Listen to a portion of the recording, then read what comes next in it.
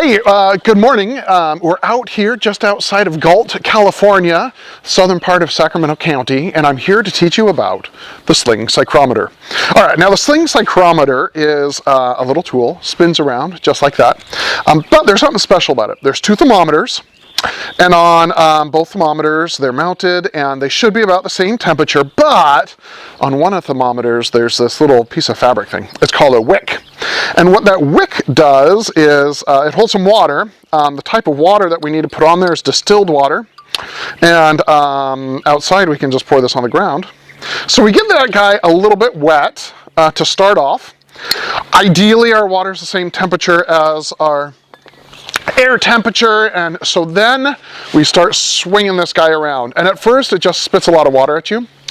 But here's what's happening with the Sling Psychrometer, right? There's two thermometers, and so thinking about that dry one, that one is going to just maybe be dropping a little bit because of the centrifugal force, but the wet one is where all the exciting things are happening.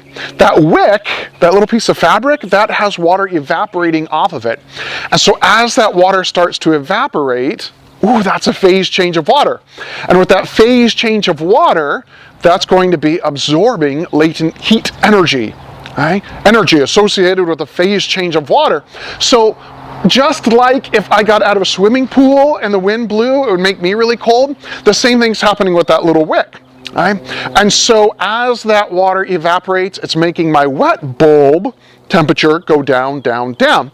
And ideally the dry bulb probably isn't changing too much because I'm not swinging it super crazy like. What we need to do is we need to spin this for 60 seconds and then we pause and we check our temperature on one side and check our temperature on the other side, and then we start spinning again because we want to get as much water to evaporate as possible. The second spin we go for 20 seconds, then we'll check it, and then we may need to spin again and spin again until it stops changing on us. There was something else I had to say. So we spin, spin, spin, and we check it, and we check it, good, and then we spin, spin, spin some more, and we're getting all of that water to evaporate. Ooh, now what if we were in Florida? What if we were somewhere where it was really, really humid, and the air was completely saturated, relative humidity was close to 100%, and no more water could evaporate? Well, then we wouldn't have any water evaporating off that little wick. And so the difference between the wet bulb and the dry bulb would stay about the same. Oh, check it. Check it. Okay. And if we were in an area really, really dry like the desert, then we'd have a lot of water evaporating. And all that water that would be evaporating would make my wet bulb temperature go down, down, down. And that would make a big difference between that two.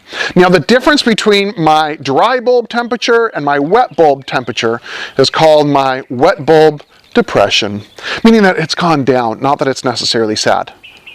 Latent heat energy. Okay, check it, no more changes. So here in Galt on March 19th, 2020, yeah, I could, at 12:07 in the morning, afternoon, I guess, we have a wet bulb temperature of 9.5 degrees.